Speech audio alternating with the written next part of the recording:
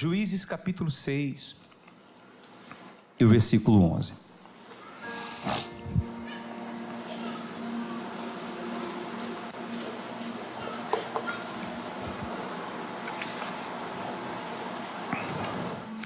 A palavra do Senhor, meus irmãos, diz assim: Então veio o anjo do Senhor e lhe disse: O Senhor é contigo, homem valente. Respondeu-lhe Gideão: Ai, Senhor meu, se o Senhor é conosco, por que nos sobreveio tudo isso? E que é feito de todas as suas maravilhas que nossos pais nos contaram, dizendo: Não nos fez o Senhor subir do Egito? Porém agora o Senhor nos desamparou e nos entregou nas mãos dos midianitas. Então se virou o Senhor para ele e disse: Vai nessa tua força e livra Israel das mãos dos midianitas. Porventura não te enviei eu? E ele lhe disse: Ai, Senhor meu, com que livrarei Israel? Eis que a minha família é a mais pobre em Manassés, e eu, o menor da casa de meu pai. Até aqui. Espírito Santo, fale conosco. Nosso coração está aberto, nossos ouvidos atentos à voz do Senhor. Fala com os meus irmãos que estão aqui, que estão em casa também. Que a tua palavra venha como esse orvalho fresco do céu para regar a terra seca e para fazer brotar a semente da tua palavra. E que essa semente dê frutos. Em nome de Jesus. Amém. Irmãos, o tema sobre o que eu quero conversar com você hoje aqui, ministrar, é como enfrentar grandes desafios. Diga: como enfrentar grandes desafios. Quero falar sobre isso, desafios, irmãos. Talvez você hoje está aqui e você está diante de um grande desafio. Alguém assim? Estou falando para quem hoje aqui? E Gideão é um personagem bíblico que nos ensina muito sobre desafios. Gideão foi um dos 12 juízes do povo de Deus, no período pré-monárquico, no período onde os reis ainda não existiam. E Gideão ele é a resposta do clamor de um povo que pediu a Deus um líder, porque Israel, nesse período pré-monárquico, Israel vivia um ciclo de queda e arrependimento. Ora eles buscavam a Deus e ora eles se desviavam da lei de Deus. Você conhece a história no livro dos Juízes? Quando eles buscavam a Deus em arrependimento, em quebrantamento, Deus abençoava. Quando eles viravam as costas para a lei de Deus, os inimigos vinham e roubavam suas riquezas, o levavam cativos. Mas eles clamavam a Deus, eles oravam a Deus, e Deus respondia, levantando uma pessoa para liderar o povo no momento difícil. E um desses foi Gideão. Gideão, ele vai viver num dos períodos mais tristes da história de Israel. Por quê? Ele está no período em que os midianitas, um povo do deserto, é um desses inimigos que vão entrar para roubar, para matar e para destruir o povo de Deus. E eles usavam uma estratégia de guerra na época, que eles esperavam o povo plantar, semear, preparar a terra, regar. Eles esperavam o fruto nascer para entrar e saquear tudo. Essa era a estratégia que eles usavam. Imagina que maldade. Você está ali construindo, você está ali plantando, você está ali trabalhando, daqui a pouco o inimigo vem e se aproveita para roubar tudo. E assim eles fizeram por 7 anos. E a Bíblia diz que os midianitas se fortaleciam e Israel enfraquecia, empobrecia. Então nesse momento o povo clama a Deus. pedindo que o Senhor levantasse alguém, e Deus vai atrás de quem? De Gideão. Deus vai atrás de Gideão. Aí entra no texto que nós lemos, em Juízes capítulo 6, versículo 12, então veio o anjo do Senhor, e assentou-se debaixo do carvalho que está em Orfa, e pertencia a Joás, e Gideão seu filho estava malhando trigo no lagar para pôr a salvo dos midianitas. Quer dizer, Gideão estava se escondendo. Gideão estava se escondendo do inimigo, irmãos. A Bíblia diz que Gideão estava malhando trigo no lagar. Lagar é lugar de se prensar uvas, onde se faz vinho. Mas ele estava ali debulhando o trigo, né? Malhando o trigo, ou seja, fazendo ali o fubá, no lugar que não era próprio do trigo. Ele estava se escondendo, porque ele sabia que se os midianitas viessem, ele iria ser sequestrado, poderia morrer. Então a Bíblia diz que ele se escondeu. Então nós vemos um homem medroso, covarde, se escondendo, fugindo. Mas é aquele improvável Gideão, é aquele fraco Gideão, é aquele que, talvez, aquela pessoa que ninguém escolheria para o time de futebol. Já viu futebol? Você escolhe um, escolhe outro, sempre tem um que não é escolhido. Gideão era esse, ninguém queria escolher Gideão, porque ele era fraco, porque ele tinha medo, ele era covarde, no sentido, como que um líder pode ser assim? Mas Deus escolhe sim as coisas fracas para confundir as fortes. Deus escolhe os que não são para confundir os que são. Deus escolhe os improváveis para que através dos improváveis se manifeste a glória dele. Deus escolhe aqueles que não têm, aqueles que não têm condições. Você está compreendendo isso? Então Gideão agora é escolhido por Deus, e o anjo do Senhor diz para ele: aqui, o Senhor é contigo, homem valente. O Senhor é contigo, homem valente. O Senhor é contigo, mulher valente. O Senhor é contigo, serva do Senhor. E ele disse: Senhor meu. Ele vai questionar: como que pode? O Senhor nos tirou do Egito, agora estamos nessa situação. Mas aí no versículo 14 ele diz assim: vai nessa tua força. Vira para o irmão que está ao seu lado e fala assim: meu irmão, vai nessa tua força que Deus é contigo. Vai nessa tua força que Deus é contigo, porque você vai livrar o teu povo da mão dos midianitas. Eu que vou te enviar. E mesmo ouvindo isso, ele fala: mas eu sou o menor da casa do meu pai, o mais novo. A minha casa é da tribo menor de Israel.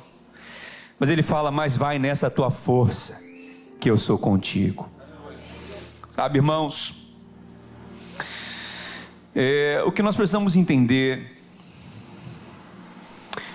é que talvez você esteja se sentindo uma pessoa hoje aqui inadequada para um grande desafio. Talvez você olhe para você e se sinta como Gideão, diante de um grande desafio e não se vendo numa capacidade de resolver aquilo. E é assim que nós nos sentimos, para encarar uma luta que muitas vezes é maior do que nós. Mas eu quero que você guarde uma coisa no seu coração, e isso eu aprendi com a minha experiência de vida, há 43 anos que eu sirvo a Deus. Isso eu vejo na vida de homens de Deus, tanto na Bíblia quanto no nosso tempo. Preste bem atenção: os desafios que você vai enfrentar na sua vida sempre serão maiores do que você. Os desafios que você vai enfrentar na sua vida sempre serão maiores. E as vitórias que Deus vai te dar nas batalhas que você vai enfrentar, que são maiores do que você, são vitórias que nós nem esperávamos. Porque atrás de cada grande dificuldade tem uma grande oportunidade. Atrás de uma grande dificuldade tem uma grande oportunidade. E por que muitas pessoas não estão entrando nas portas de oportunidades que Deus está colocando? Porque elas estão fugindo dos desafios. Elas querem coisas fáceis.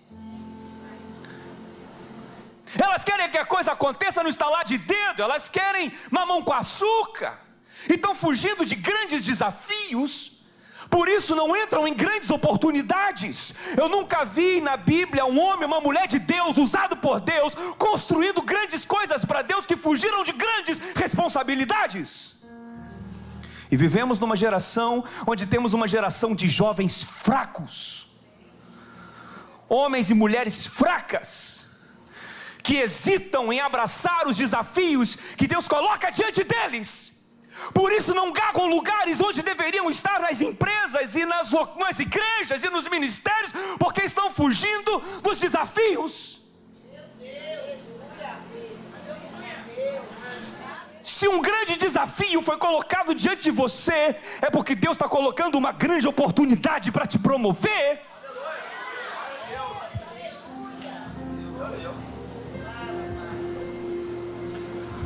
Não sei nem como é que eu estou pregando aqui hoje, mas é o Espírito Santo de Deus.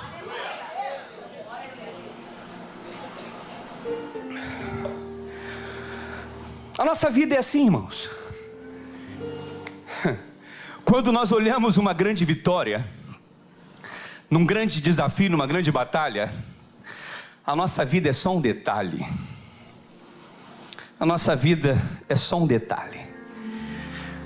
A palavra diz em Isaías 55:8: porque os meus pensamentos não são os vossos pensamentos, nem os vossos caminhos, os meus caminhos, diz o Senhor. O que o Senhor está dizendo é o seguinte: eu vou usar caminhos que não passam pela sua ideia. Eu vou usar caminhos que não passam pela sua mente limitada. Os meus pensamentos são maiores, os meus caminhos são maiores. O problema é que a gente tem muita ideia, e as nossas ideias sempre são pequenas. E Deus fala: eu tenho um pensamento grande. E a falta de conhecimento, irmãos, dessa verdade, dos desafios e das batalhas que enfrentamos, muitas vezes estão além da nossa capacidade. A falta do conhecimento dessa verdade tem feito muitas pessoas desperdiçarem grandes oportunidades. Oportunidade de crescer, de dar um passo além. Elas nunca vão saber quem elas são e nunca vão saber onde elas podem chegar, porque elas se acovardam diante dos grandes desafios. Mas essa palavra aqui hoje é para virar uma chave no seu coração. A partir de hoje você não vai fugir de nenhum desafio.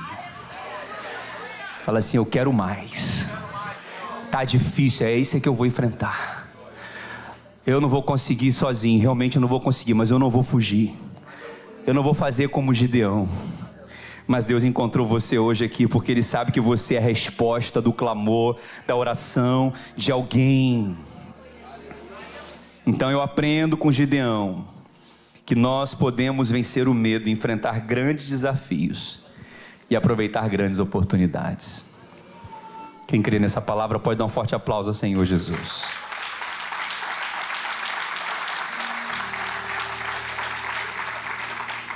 E o que eu aprendo nessa história? Em primeiro lugar, há 3 princípios claros que saltam desse texto, que nos fazem, nos encorajam para enfrentar.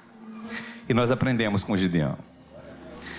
O primeiro princípio é que a vitória que Deus nos dá é para aqueles que não são. Diga: aqueles que não são. Quando Deus quer usar e manifestar a glória dele, Ele vai escolher os mais fracos, os improváveis.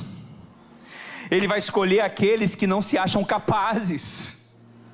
Ele vai escolher aqueles que não confiam na sua própria força. Ele vai olhar aqueles que têm um coração humilde, que sabe que não é, que não tem, que não sabe. Aqueles que não são. Por isso que Deus vê homens como nós não vemos. Deus vê o coração das pessoas. E Deus viu naquele homem, Gideão, tão tímido, tão medroso, um homem forte e valente.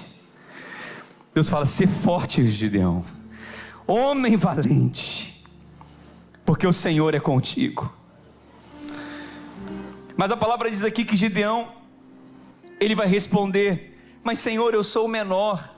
Por que ele diz eu sou o menor? Porque naquela época só os mais velhos é que entravam primeiro na guerra. Ele era o mais novo, então ele não poderia ser escolhido.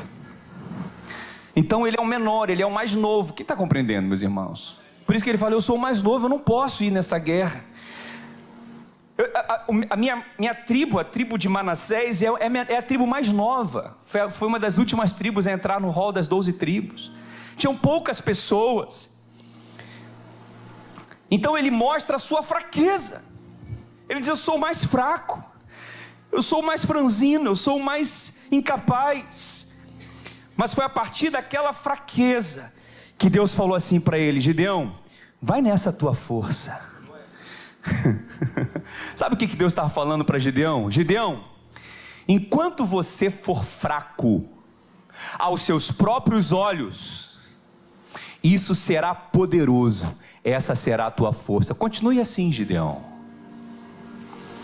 Continue achando que você não é ninguém, que você não tem, porque é assim que eu vou usar. Pega essa sua fraqueza, pega essa sua limitação e fala: Senhor, aqui é a minha fraqueza, eu não tenho condições. Mas a palavra diz: o meu poder se aperfeiçoa na sua fraqueza. Quem está compreendendo, meus irmãos? Então nunca perca a consciência da sua fraqueza, porque aquela fraqueza era a força de Gideão. O Sandro poderia muito bem falar aqui: eu só tenho a 4ª série. Quem sou eu para liderar uma célula? Quem sou eu para fazer isso? Ele poderia pegar essa fraqueza e falar assim: eu não vou fazer. Mas ele escolheu fazer o quê? Senhor, eu só tenho isso, então é isso que eu vou dar para o Senhor. E o Senhor vai transformar aquela fraqueza em poder. Muitas vezes nós pensamos que a nossa força vem das nossas habilidades, mas a verdade é que a nossa força flui exatamente das nossas fraquezas. Talvez você não lidera na casa de Deus porque você tem uma família talvez desajustada, seu casamento não é perfeito. Talvez essa seja a sua fraqueza.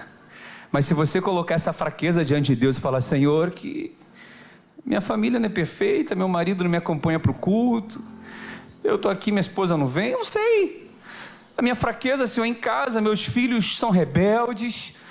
E o inimigo vai usar muitas vezes essas fraquezas para te intimidar. Vai dizer: quem é você para estar na igreja? Quem é você para estar liderando? Quem é você para estar ministrando? Quem é você? Você separou, você mora sozinho, você faliu, você quebrou. Essa é a sua fraqueza. Então o diabo vai querer usar essa sua fraqueza para te desencorajar, para te intimidar, para te acovardar, para fazer você fugir de um grande desafio. Mas se você pegar essa fraqueza e falar: Senhor, essa é a minha fraqueza, Senhor, eu não sou perfeito, eu não sou o exemplo que eu espero, que as pessoas esperam, etc. Mas Senhor, eu estou colocando diante de Ti.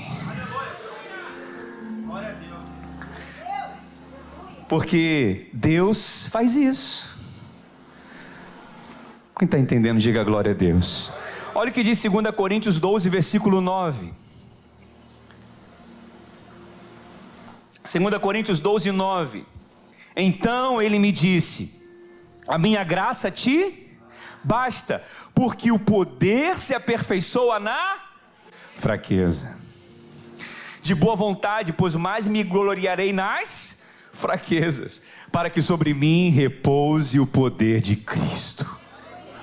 Já falei aqui uma vez, irmãos, quando nós vemos, a palavra diz: olha, o meu poder, a minha graça se aperfeiçoa na sua fraqueza. E considerando a questão da eletricidade, já falei sobre isso aqui. Deus, poder, graça é positivo, nossa fraqueza é negativo. E de acordo com a física da eletricidade, os polos opostos se atraem. Então, quando você apresenta a sua fraqueza, você atrai a graça e o favor de Deus. Porque a gente vive numa geração que as pessoas querem bancar uma de perfeitões, santarrões, poderosões. Aí você vê uma cultura de gente que fica disputando com o outro. Aí você olha e fala assim: pobre, miserável homem que sou. Aí você se intimida e fala assim: Deus não vai me usar, porque só usa o irmão ali, a irmã. Mas quando você coloca a sua fraqueza diante de Deus, fala: agora eu vou te usar. Agora eu vou te usar. A minha graça te basta. Aí olha o que diz aqui o versículo 10. Pelo que sinto prazer nas... Como que nós vamos sentir prazer nas fraquezas? Aí ele diz aqui: porque sinto prazer nas o que, meus irmãos? Fraquezas. Nas necessidades. Talvez você passa muita necessidade. É uma fraqueza. Talvez você não consegue sobrar dinheiro para nada. Dificuldade financeira para isso. Como é que eu vou ministrar sobre dinheiro? Como é que eu vou ministrar sobre fé e finanças se eu não tenho? É uma fraqueza. Coloca isso diante de Deus. Uma fraqueza. Nas perseguições, nas angústias por amor de Cristo.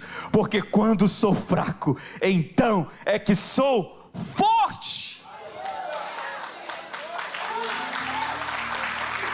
É o momento que você se sente mais fraco, é que você é mais forte. Irmão, isso aqui é poderoso demais. 1 Coríntios 1, 25 diz assim: porque 1 Coríntios 1, 25 1 Coríntios 1, 25 porque 1 Coríntios 1, 25 porque a loucura de Deus é mais sábia do que os homens, e a fraqueza, 25 por favor ainda, e a fraqueza de Deus é mais forte do que os homens. Porque vede, irmãos, a vossa vocação, que não são muitos sábios segundo a carne, nem os poderosos, nem muitos os nobres que são chamados. Mas Deus escolheu as coisas loucas deste mundo para confundir as sábias. Deus escolheu as coisas fracas desse mundo para confundir as fortes. Deus escolheu as coisas vis desse mundo e desprezíveis que não são, para aniquilar as que são, para que nenhuma carne se glorie perante Ele. Mas vós sois dele em Jesus Cristo, o qual para nós foi dado por Deus sabedoria, justiça e santificação e redenção, para que, como está escrito, aquele que se gloria, glorie no Senhor. Então quero que você entenda por que nós temos fraquezas. Essa fraqueza aqui, deixa eu te ensinar uma coisa, não é fraqueza moral de pecado, de tentação, não, porque você está liberto do pecado. Isso aqui não é para justificar pecado. Quem está compreendendo, meus irmãos? Que alguém pode estar pensando assim, alguma mente doentia deve estar pensando: ai, que bom, o pecado é uma fraqueza na minha vida, eu tenho uma tentação nessa área, ai, como eu precisava ouvir isso. Não, se você está pensando assim, você não é crente, você não nasceu de novo, você tem que se converter, você tem que deixar Jesus transformar o seu coração. Aqui a gente está falando de quê? A gente está falando de limitações que nós temos, que nós gostaríamos de não tê-las. Quem está compreendendo, meus irmãos? De aflições, de perseguições, de lutas, de necessidades, de injúrias, não é? De limitações, muitas que nós temos. E por que a gente tem que ter isso? Por que a gente tem que ter essa fraqueza? Para que ninguém se glorie diante de Deus. Para que ninguém chegue e fale assim: não, eu sou porque eu sou isso, eu sou aquilo. A gente não é nada, a gente é totalmente dependente de Deus. Para que você não chegue lá na frente e fale assim: não, eu conquistei, eu alcancei, eu sou isso, eu sou aquilo, porque, veja, eu não tenho problema nenhum na minha vida, então eu sou um exemplo perfeito para todo mundo. Que graça que tem isso. Agora, onde está a glória de Deus? Um Gideão, medroso, cheio de limitações, cheio de fraquezas, às vezes não tem um lar ajustado, às vezes não tem uma finança ajustada, às vezes não tem, né, uma questão estável, mas mesmo assim Deus escolhe esse para manifestar a glória dele. Aí no final de tudo você vai falar assim: é tudo glória de Deus. Quem recebe essa palavra, diga glória a Deus, irmãos. Ninguém vai se gloriar diante de Deus. Então, como que nós vamos encarar grandes desafios? Colocando as nossas fraquezas diante de Deus. Não deixe a sua fraqueza te impedir de entrar nas grandes oportunidades que Deus está colocando diante de você hoje. Amém? Se você acha que é o menos qualificado, menos provável, menos capacitado, é você que Deus quer escolher. Diga para o irmão que está ao seu lado e fala assim: vai nessa tua força que Deus é contigo. Ó, vou abrir meu coração para você aqui. Aí todo mundo adora quando fala, pastor vai abrir o coração. Lá vai o pastor contar. Vou abrir meu coração. Eu, quando fui convidado para participar de um debate numa das rádios mais importantes do Brasil, quiçá do mundo, porque é muito conhecida mundialmente. Eu sempre ouvi essa rádio, não vou falar o nome. Não vou falar. Você sabe. E eu olhava os debatedores falando na rádio e falei, uau, como esses pastores são inteligentes. Como esses pastores são sábios. Aí um dia eu recebi um convite para participar desse debate. Nessa semana eu não dormi. Toda hora eu acordava sonhando, pensando o que eu ia falar. Eu escrevi. E no dia, quando eu estava lá tremendo igual vara verde, um pastor super famoso do meu lado, um outro super famoso do meu outro lado, um outro também do outro lado, e eu ali, o menor da casa do meu pai.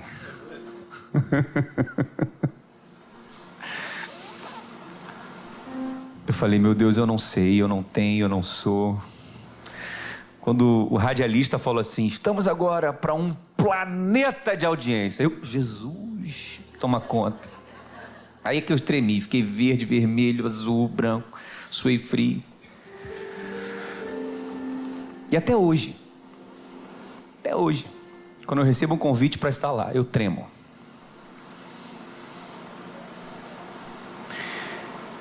Ainda que alguns irmãos falam, pastor, mas o senhor fala tão bem, o senhor é tão inteligente, o senhor melhor. Irmãos, isso entra por aqui e sai por aqui, porque eu continuo achando que eu não sou capaz. E essa é a minha fraqueza. Eu falo, Senhor, é o Senhor que vai me usar, é o Senhor que vai me encher, é o Senhor que vai falar através da minha vida. Aí Deus usa. Agora se eu chego e falo, não, que eu, acabou. Que glória vai ter para Deus? Então, irmãos, humildade sempre. Dependência de Deus sempre. Você pode ter tanta coisa na vida e pode não ter nada ao mesmo tempo, porque tudo é Ele. Aí sabe o que acontece aqui na história? Olha o segredo aqui. Como é que Deus escolhe as coisas que não são. Olha o versículo 9. Olha lá. Versículo 9. Juízes 7, 9.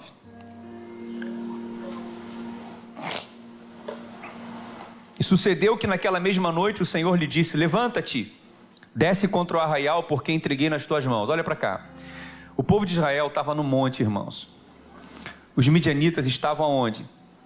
No vale. Tá? E a Bíblia vai dizer que eles eram tantos.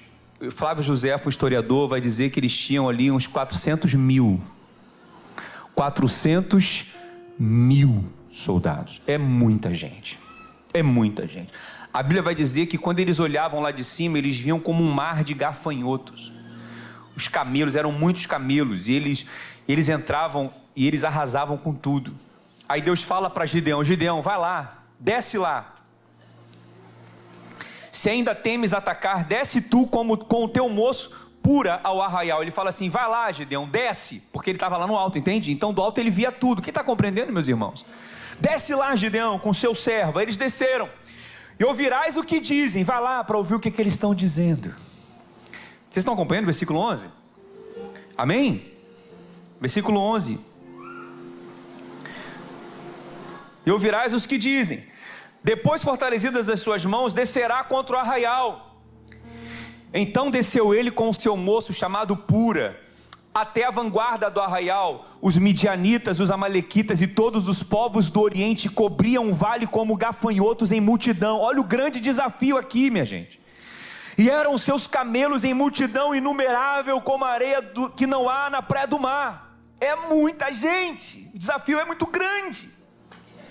Olha o versículo 13, chegando pois Gideão, eis que certo homem estava contando um sonho ao seu companheiro. Ele chega com o seu servo Pura, e eles chegam lá sorrateiramente no arraial sem dar sinais, e ele ouve 2 midianitas conversando. Ele, rapaz, você sabe, eu tive um sonho. Que sonho! Eis que um pão de cevada rodeava contra o arraial dos midianitas, e deu de encontro à tenda do comandante, de maneira que esta caiu, e se virou de cima para baixo, e ficou assim estendida. Ele teve um sonho, o midianita, o inimigo, teve um sonho. Ele viu um pão de cevada. Um pão de cevada, pensa naquela broa que você come na padaria. Um pão de cevada, um pão duro, um pão que era dado para os pobres. Não era um pão trançado, um pão bonito, não, era um pão que os pobres se alimentavam. Gente, eu vi um pão, o pão rodeava a casa do comandante dos midianitas, e aquele pão vinha sobre a casa do comandante caiu, virou de cima para baixo. Gideão estava ouvindo aquilo, ele falou: esse pão é Deus, que está rodeando os nossos inimigos, e que vai nos dar a vitória. Então aquilo foi um sinal que Gideão teve de que Deus estava com eles. Irmãos, que pão é esse, meus irmãos? É Jesus, é o pão vivo que desceu do céu, é o pão de cevada, porque ele veio para os pobres de espírito, para os humildes de coração, aqueles que dependem dele. Ele veio como pão porque ele nasceu em Belém. Belém se chama casa do pão. É Jesus que veio para pisar na cabeça da serpente, do enganador, do acusador, do intimidador, do seu inimigo, aquele que te afronta, aquele que te acusa, aquele que diz que você não pode, aquele que diz que você não consegue. É Jesus, porque a palavra diz: tudo posso naquele que me fortalece. Eu quero dizer uma coisa para você: se envolva com Jesus, tenha intimidade com Jesus, se entrega para Jesus, busca Jesus, porque Ele vai dar vitória para você. Ele é a nossa força, Ele é o pão que nos alimenta. É Jesus, o segredo é Jesus. É Ele que vai destruir os nossos inimigos, não são as nossas mãos. Ele é que é a nossa vitória. Ele é esse pão que está rodeando. Esse pão está rodeando a sua casa. Esse pão está rodeando a sua empresa. Esse pão está rodeando lá o seu local de trabalho. Esse pão está rodeando os seus filhos. Esse pão está rodeando a escola onde teu filho estuda. Esse pão está rodeando lá aquele hospital onde tem alguém lá internado que você ama. É esse pão, quando você chega, esse pão já está lá. Isso é muito poderoso. Por isso que você não tem que confiar só em você e achar que você não pode, que você não tem. Tudo posso naquele que me fortalece. Aí eu lembro da história do elefante e da formiga. Eles caminhavam juntos pela floresta, quando de repente um leão apareceu para atacar o elefante e a formiga. A formiga, sem hesitar, falou assim: elefante, vamos montar uma dupla, vamos enfrentar esse leão juntos. Juntos nós somos uma grande dupla, e esse leão não tem a menor chance contra nós. O elefante deixou a formiga subir em cima das suas costas, e o elefante se sentiu até ali, inspirado com a coragem daquela formiga. Eles encararam aquele leão. O leão fugiu, e a formiga, toda orgulhosa, disse para o elefante: viu, elefante, nós colocamos o leão para correr. Uma formiguinha minúscula, o elefante desse tamanho, achou que botou o leão para correr por causa daquela parceria. Irmãos, o que isso tem a ver com a nossa vida? A gente ser Jesus é só uma formiguinha, mas com Jesus a gente é um elefante. A gente enfrenta qualquer desafio, qualquer leão, qualquer inimigo na nossa frente. Quem está recebendo essa palavra hoje aqui? A vitória que Deus nos dá é para aqueles que não são. Diga para o irmão que está do seu lado: irmão, vai nessa tua força. Vira para ele, olhe bem nos olhos dele. Olha bem nos olhos dele. Profetiza.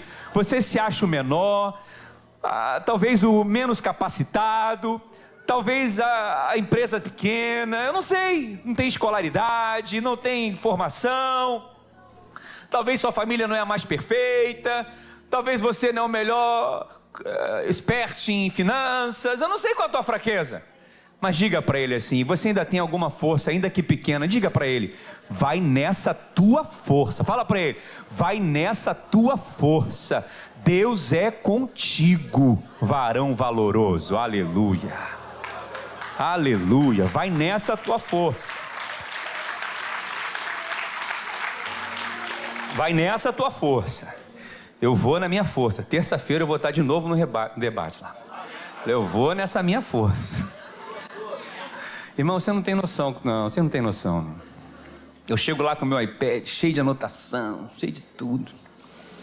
E os pastores lá, mais de 20 anos de experiência, ó, falando, e eu lá, oh, Jesus, me ajude. Mas é aí que a glória de Deus se manifesta. Se manifesta em todos também, obviamente. Mas confia sempre no Senhor. Ele vai à nossa frente, não é? Segundo princípio, a vitória que Deus nos dá é para os que não são. Que bom que a gente não é. Mas a vitória que Deus nos dá, no segundo princípio que eu aprendo, não é com muitos, é com poucos. Diga, a vitória que Deus nos dá não é com muitos, é com poucos. Gideão ouve os midianitas falarem sobre o pão de cevada rodeando o arraial. Ele volta animado, e ele volta para Israel, lá para o povo, e diz assim: pessoal, quem vai comigo nessa guerra? Vamos! Deus é com a gente. Agora Gideão é outro, ele é outra pessoa, é formiguinha, toda feliz. Vamos! E o povo se anima, ao ponto de 32 mil pessoas aceitam o desafio. E do outro lado tinham quantos inimigos? De acordo com os historiadores, 400 mil. E eles estão com quantos? 32 mil. E Gideão, vamos embora. E eles estão lá em cima do monte, lembra? Eles estão lá em cima, o inimigo está onde? No vale. Gideão está lá todo empolgado. E Deus fala para Gideão: Gideão, tem muita gente com você, pode diminuir. Pede para os medrosos voltarem para casa. Tem muita gente empolgada aqui. Olha o que diz Josué capítulo 1 versículo 1. Vamos lá. Juízes capítulo 7 versículo 1. Olha lá, Juízes capítulo 7 versículo 1. Quantos acharam? Versículo 1. Isso. 1. Capítulo 7 versículo 1. Eu gosto de quebrar o gelo com eles ficam ali tremendo. Versículo 1 diz assim. Isso, está quase lá, ó. Então foi. Salva de palmas para a nossa mídia maravilhosa. Então Jerubaal, até fiquei nervoso. Jerubaal, que é Gideão, porque o nome de Gideão também é Jerubaal, se levantou de madrugada, e todo o povo com ele que estava se acamparam junto à fonte de Arode, de maneira que o arraial dos midianitas lhe ficava para o norte, no vale. Lembra? Eles estavam lá em cima e o inimigo no vale. Irmãos, com Cristo nós vamos estar sempre em lugares altos. Aleluia. Disse o Senhor a Gideão: é demais o povo que está contigo para eu entregar os midianitas nas suas mãos. Israel poderia o quê, meus irmãos? Se gloriar contra mim, dizendo: a minha própria mão me livrou. Se Gideão vai com 32 mil homens, Israel poderia dizer: nós vencemos porque tinha 32 mil homens. Apregou, pois, aos ouvidos do povo, dizendo: quem for tímido e medroso, volte e retire-se da região montanhosa de Gileade. Então voltaram o povo 22 mil. E quantos ficaram, meus irmãos? 10 mil. Aí Gideão já estava preocupado, não é? Voltou 20 mil, ficou 10, 22 mil, ficou 10. E disse mais o Senhor a Gideão: Gideão, ainda é povo demais, faze-o descer às águas, e ali provarei. Aquele a quem eu disser, este irá contigo. Este contigo irá. Para todo aquele a quem eu te disser, este não irá contigo, esse não irá. Fez Gideão então aqueles 10 mil descer às águas. Então o Senhor lhe disse: todo aquele que lamber a água com a língua, como faz o cão, esse porás à parte, como também todo aquele que se abaixar de joelhos a beber. Foi o número dos que lamberam, levando, o que, meus irmãos? A mão à boca, 300 homens. E todo o restante do povo se abaixou de joelhos a beber água. Então disse o Senhor a Gideão: com estes 300 homens que lamberam a água com as mãos, eu vos livrarei e entregarei os midianitas nas tuas mãos, pelo que a outra gente toda que se retire cada um para o seu lugar. Irmãos, eles estavam muitos dias sem água, eles estavam com sede. Amém? Eles estavam muitos dias sem água, eles estavam com muita sede, então eles tinham muito desejo de beber água. Percebe? E Deus agora vai usar aquele teste para separar o exército que iria lutar contra os midianitas. E ele disse: Gideão, aqueles que forem correndo precipitadamente e mergulharem no lago, ou se ajoelharem para beber, separa esses, porque não vai ser eles. Agora, aqueles que chegarem perto da água, e presta atenção, essa é a cena, pegarem água com a mão e beber, separa ele. Agora, aqueles que estiverem lá, estamos na água, ajoelha, chegou, esse aí não, esses empolgados aí não. Agora, aqueles que chegarem, Gideão, que beberem igual cachorro bebe. Já viu como é que cachorro bebe, não? Quem já viu? Ele bebe assim, olhando. Separa esses. São esses 300 que eu vou usar. Por que aquele grupo foi liberado para casa? Porque eles estavam com tanto desejo. Isso aqui é um texto até difícil de você entender, mas é exatamente isso. Eles estavam com tanta necessidade de beber água, eles estavam com tanto desejo, que eles se distraíram com a água. E água boa, joga água para cima, joga para o outro e bebe. Ai, finalmente chegamos. E quando a pessoa se ajoelha para beber, ele tem que tirar a arma, colocar do lado,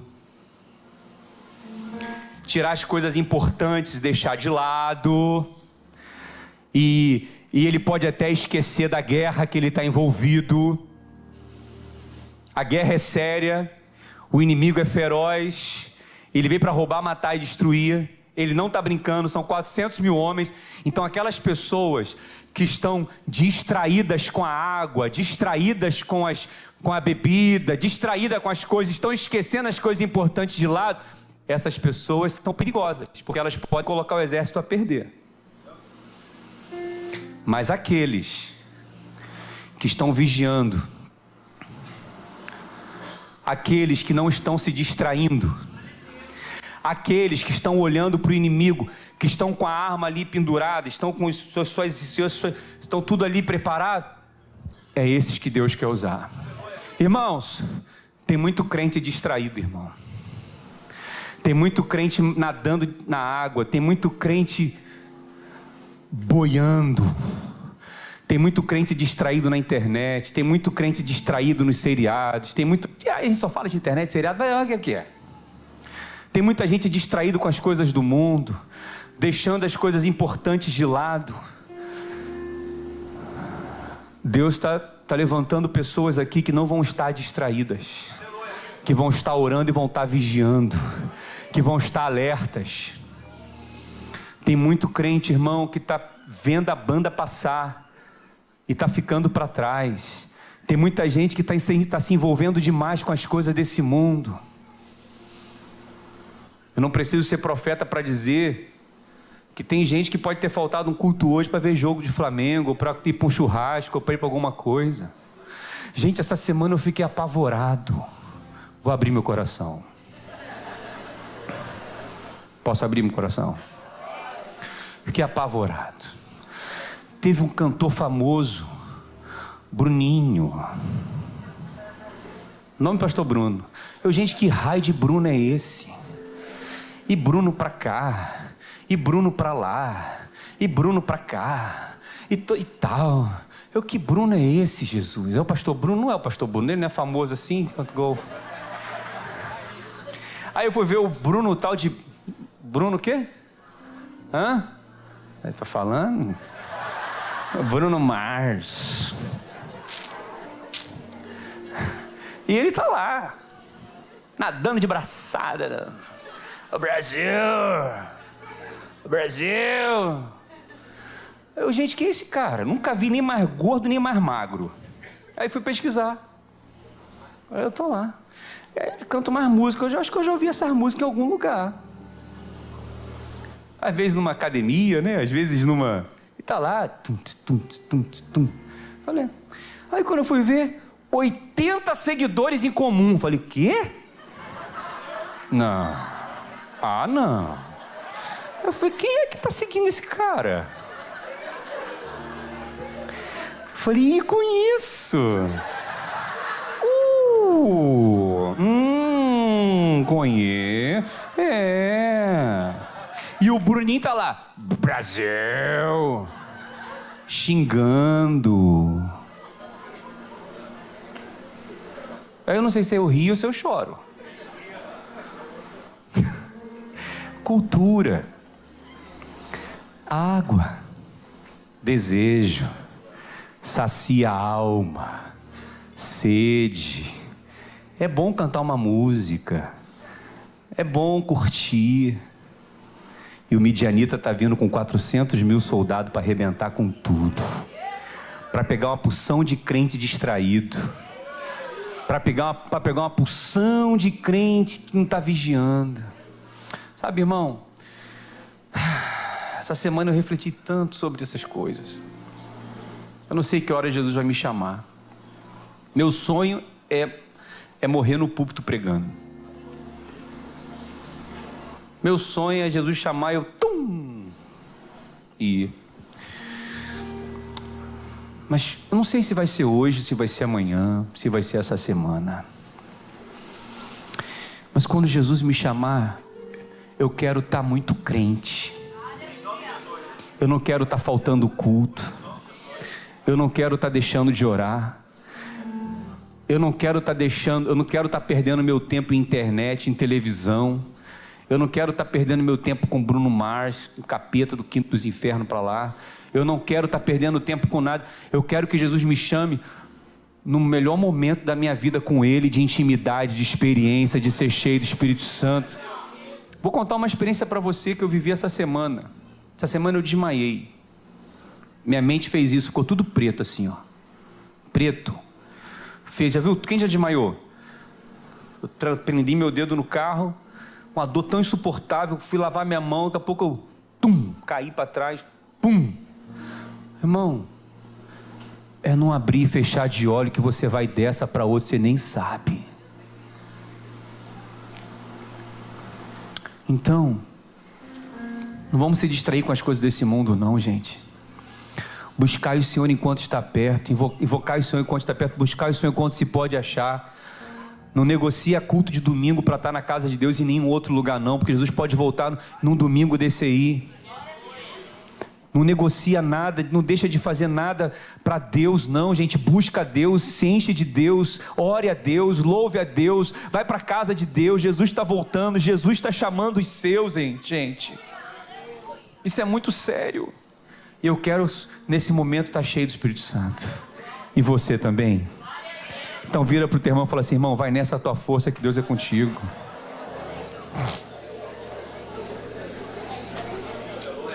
Né, Xane? Mas, gente, pausa. Olha, esse negócio que eu vi os seguidores em comum lá, eu nem sei mais quem são. Fica tranquilo, tá? Não sei quem são. Falo isso na presença de Deus, não tem necessidade de mentir. Foi só um momento, que é tanta informação que entra na cabeça da gente. Aí o irmão está assim, graças a Deus.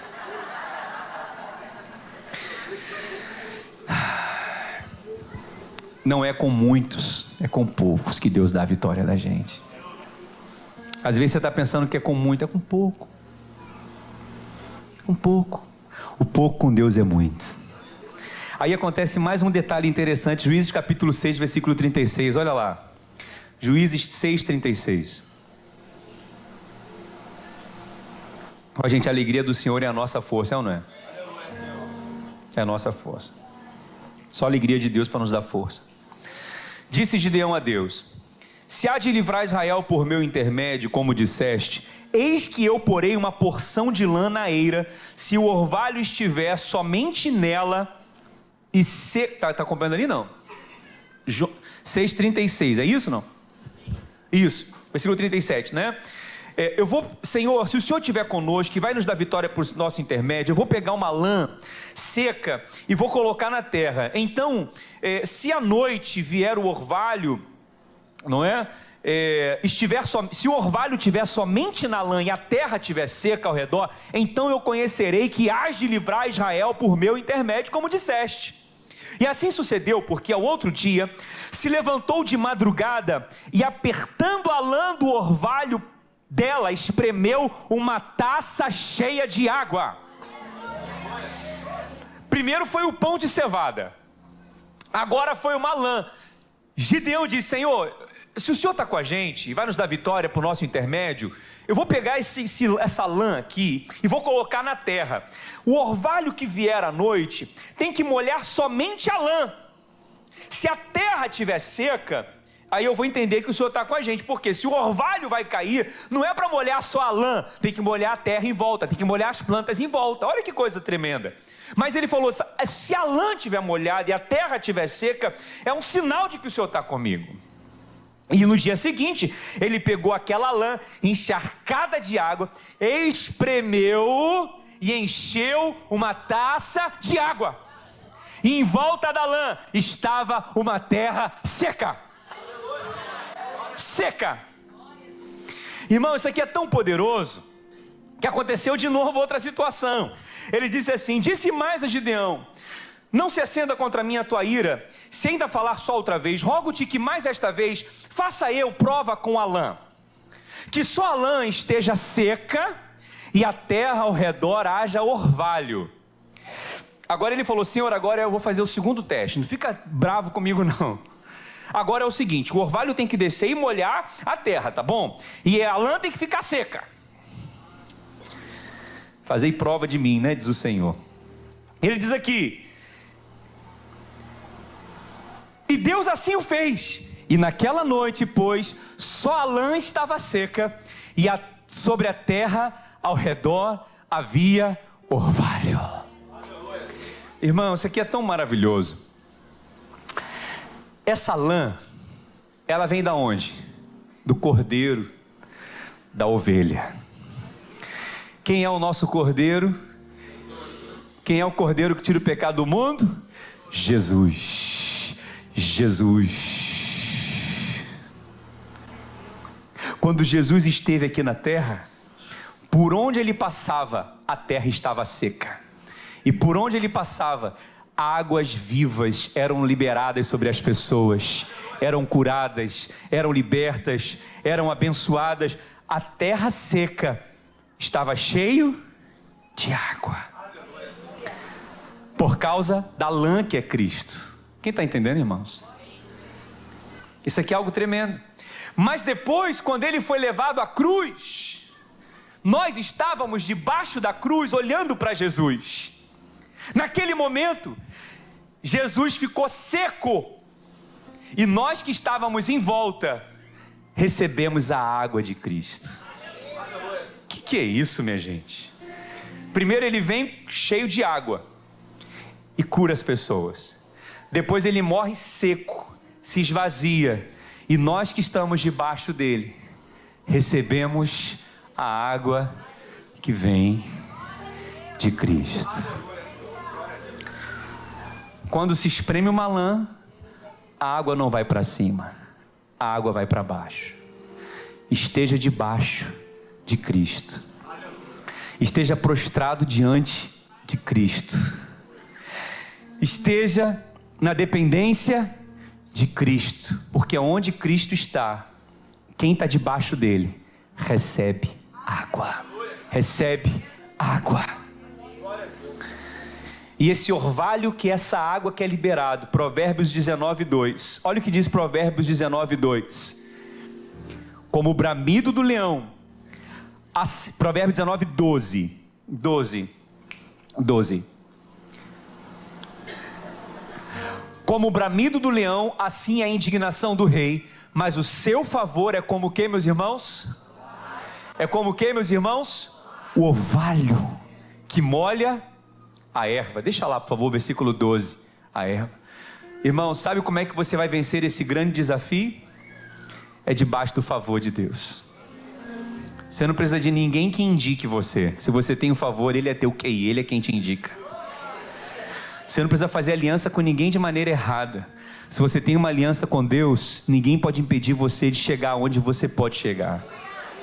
Você não precisa abrir mão de princípios, abrir mão de valores para ser favorecido. Quem está compreendendo, irmãos? Porque Deus não trabalha com muitos, trabalha com poucos. A diferença é o favor de Deus na nossa vida.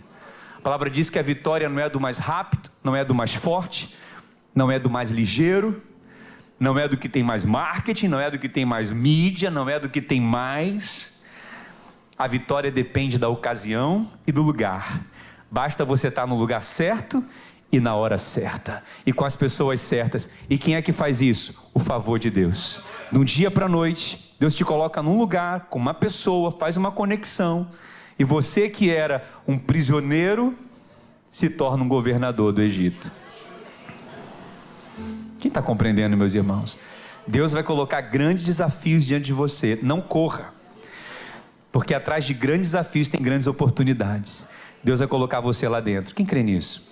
Então diga para o seu irmão, fala assim: irmão, vai nessa tua força.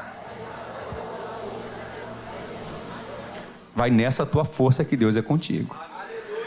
Mas vai também nessa humildade.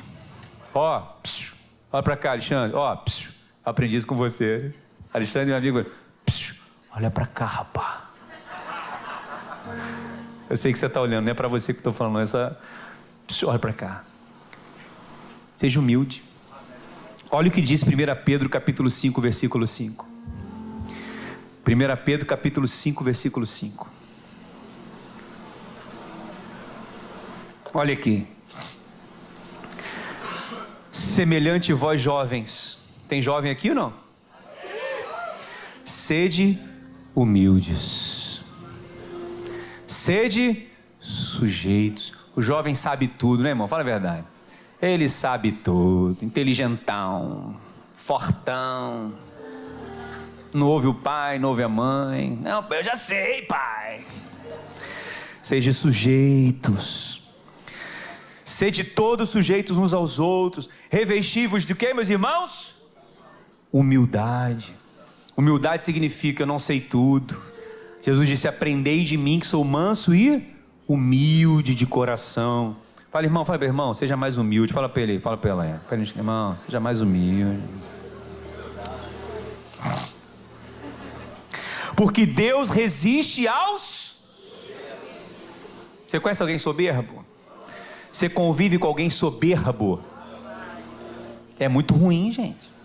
Deus resiste aos soberbos, mas dá graça aos humildes. Humilhai-vos, pois, debaixo da potente mão de Deus, para que a seu tempo vos exalte. Deus vai te exaltar. Mas primeiro a gente tem que se humilhar. Não diante dos homens, mas diante de Deus. Quem está recebendo essa palavra, irmãos? Então diga para o teu irmão e fala assim: irmão, vai nessa tua força. Deus é contigo. Vai nessa tua força, irmão. Deus é contigo. Deus é contigo. Qual é o nome desse irmão aí? Irmão Marcos, foi o senhor que aceitou Jesus semana passada? Parabéns, seu Marcos. Eu estava assistindo pelo YouTube. Irmão, você pode dar uma salva de palmas para a vida do seu Marcos? Que isso.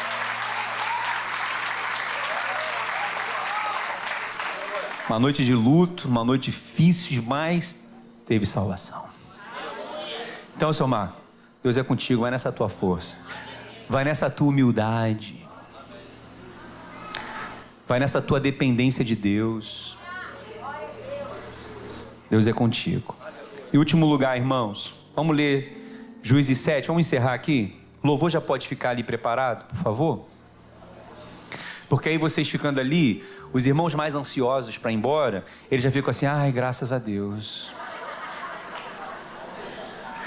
O pastor já chamou o louvor, então já está acabando. Mas não são todos não, é que o profeta ele tem essas revelações.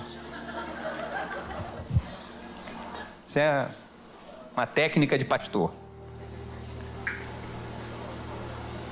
Mas fala para os irmãos assim: irmão, fica frio. Está quase acabando. E Jesus está voltando. Juízes Juízes 7,16. Então repartiu os 300 homens em 3 companhias. Agora foram os 300 de Gideão. Ele separou em 3 grupos de 100. Pode ficar ali no cantinho, por favor. Porque os irmãos que têm TDAH vão ficar assim olhando para vocês. Porque agora eu tenho TDAH, não sabia não. A pastora fala que eu tenho TDAH agora. Falei, oh meu Deus, misericórdia. Todo mundo tem TDAH agora, né? Aí quem tem TDAH não consegue se concentrar nas coisas. Olha lá, tem uma porção aqui. Juízes capítulo 7, versículo 16. Então repartiu os 300 homens em 3 companhias e deu-lhes cada um nas suas mãos trombetas, diga trombetas, cântaros vazios e tochas neles. Assim tocaram as 3 companhias as trombetas e despedaçaram os vasos, os cântaros. Seguravam na mão esquerda as tochas e na mão direita as trombetas e tocavam e exclamaram: espada pelo Senhor e por Gideão! Aleluia. E permaneceu cada um no seu lugar ao redor do arraial, que todo deitou a correr e a gritar e a fugir. Irmãos, 400 mil midianitas no vale, o povo de Israel lá no monte. Eles estavam com um cântaro na mão, que é um vaso de barro. Dentro do vaso de barro tinha uma tocha acesa, mas ninguém estava vendo, estava escondida lá dentro.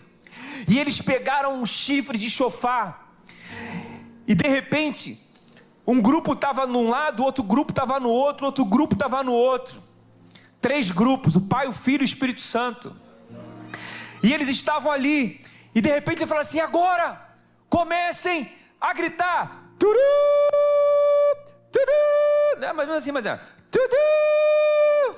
Imagina, daqui a pouco, agora quebrem o vaso, pá, quebraram o vaso, levantem a tocha, tá, agora gritem pela espada do Senhor e por Gideão, pela espada do Senhor e por Gideão, pela espada do Senhor e por Gideão, pela espada do Senhor e por Gideão. Irmãos, 300 homens colocaram 400 mil homens para correr. Eles olharam aquelas tochas acesas, eles olharam aquele grito do chofar, eles olharam aquele barulho pela espada do Senhor e por Gideão, e eles começaram a correr. E a Bíblia vai dizer que daqui a pouco, entre eles começaram a lutar entre si. Deus confundiu o arraial dos midianitas, e eles começaram a se guerrear, eles começaram a matar um ao outro. Deus colocou confusão no arraial do inimigo. É a espada do Senhor que entrou e deu vitória ao povo de Deus. Agindo Deus, quem impedirá? Isso é tremendo. Agora eu pergunto, eles falaram pela espada. Preste atenção nisso aqui, irmão. Olha para cá. Pela espada. Irmãos, eles não tinham espada. Eles não tinham espada. Eles não tinham espada. Mas eles falaram pela espada do Senhor. Eles tinham um cântaro, eles tinham tocha lá dentro, eles tinham chofar, mas eles não tinham espada. Então, quando eles calaram a espada do Senhor, a espada do Senhor entrou. A espada do Senhor entrou. A espada do Senhor entrou e deu vitória ao povo de Deus. A espada do Senhor entrou e deu vitória ao povo de Israel. E qual é a espada do Senhor? É a palavra de Deus. Porque a palavra diz que a palavra de Deus é espada de 2 gumes. A palavra diz que da boca do Senhor sai uma espada afiada.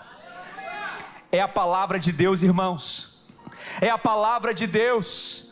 O que nos dá vitória contra os inimigos é a palavra de Deus. Essa palavra que você está ouvindo hoje aqui, essa palavra que está entrando como uma espada na sua mente, no seu coração, está separando pensamentos e intenções do coração, juntas e medulas, alma de espírito. Essa palavra que agora está no seu coração, amanhã vai estar na sua boca. Você vai dizer para alguém: vai nessa tua força que Deus é contigo, Gideão. Vai nessa tua força que Deus é contigo. Essa espada, essa espada.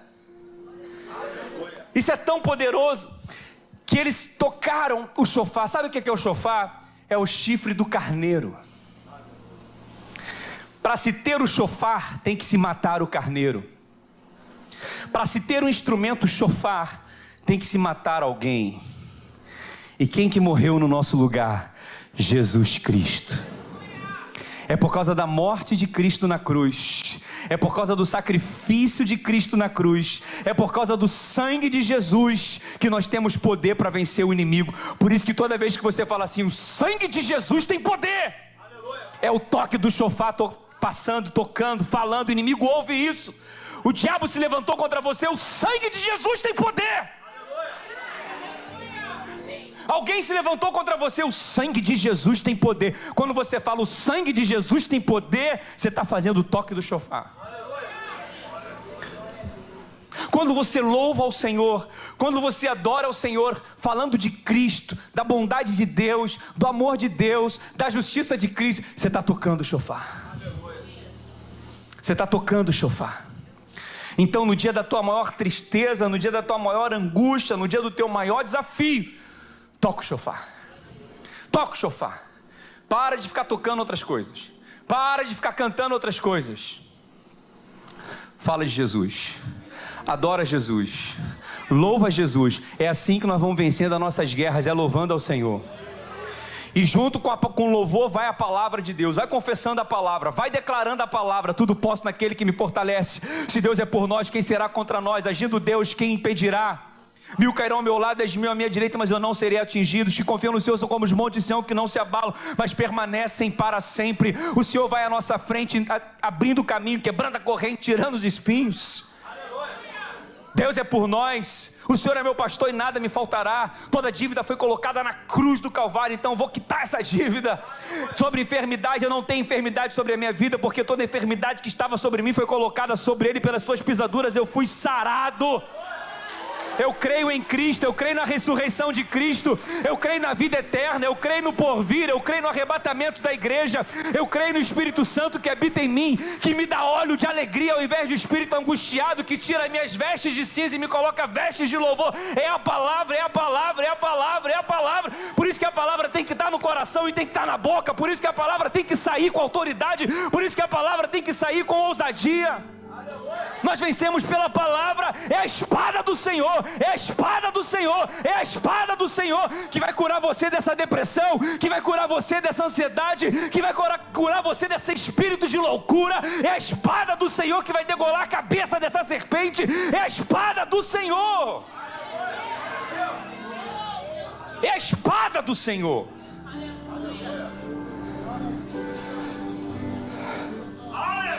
É a espada do Senhor. Mas tem um detalhe: o vaso tem que ser quebrado.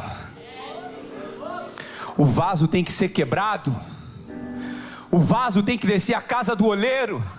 O vaso tem que se arrepender. O vaso tem que se quebrantar. O vaso tem que se prostrar e falar: me perdoa, Jesus. O vaso tem que falar: Senhor, tem misericórdia de mim. O vaso tem que se encontrar no meio da necessidade, da tribulação, da injúria, da perseguição, da aflição e falar: Senhor, eu sou um vaso nas tuas mãos. Me quebra, me faz de novo, me refaz. Eu sou um vaso vazio, porque a palavra diz que o vaso estava vazio. Eu me esvazio de mim mesmo, eu me esvazio do meu eu me esvazio do meu orgulho, eu me esvazio do meu ego, eu me esvazio dos maus pensamentos, eu me esvazio desse desejo pela água, pelo entretenimento, pela distração. Senhor, eu me esvazio, eu me quebranto. E quando a gente tem uma vida quebrantada, o fogo de Deus aparece, porque o fogo só apareceu porque o vaso estava quebrado.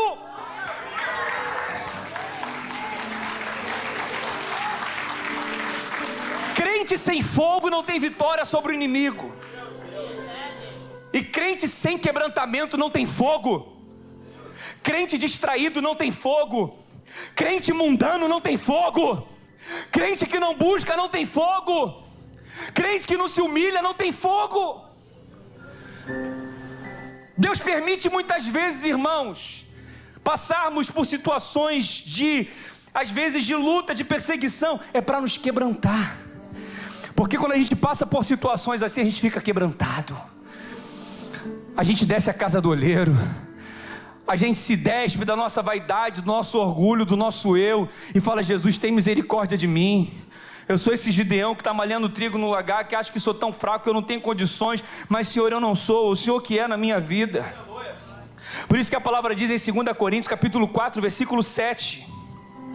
Por isso que eu estou falando para você, que a vitória que Deus nos dá, é quando nós temos uma vida quebrantada. Esse é o terceiro ponto, uma vida quebrantada. Temos que nos humilhar, irmãos. Temos que nos quebrantar diante de Deus. 2 Coríntios 4, 7. Temos, porém, este tesouro em vasos de barro, para que a excelência do poder seja de Deus e não de nós.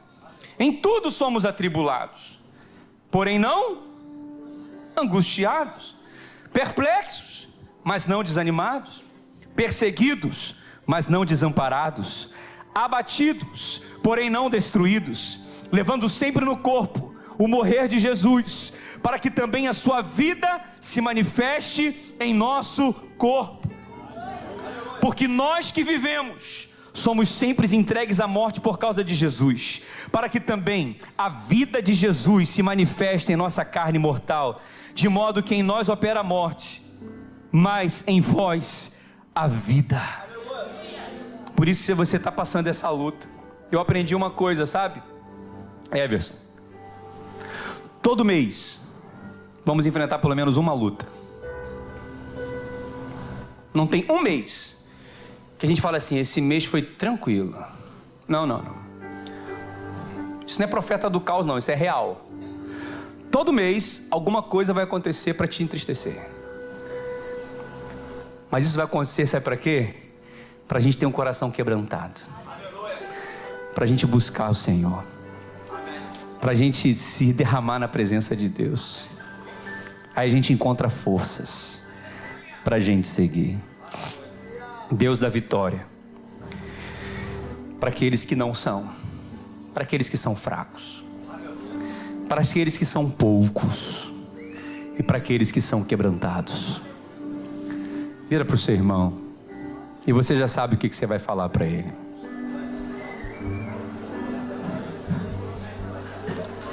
Fala para ele aí, irmão. Vire para 3 pessoas e fala o que você ouviu. Vai nessa tua força que Deus é contigo. Vai nessa tua força que Deus é contigo. Vai nessa tua força. Coração quebrantado diante de Deus. Fica de pé aí no seu lugar em nome de Jesus. Você pode aplaudir ao Senhor, irmãos.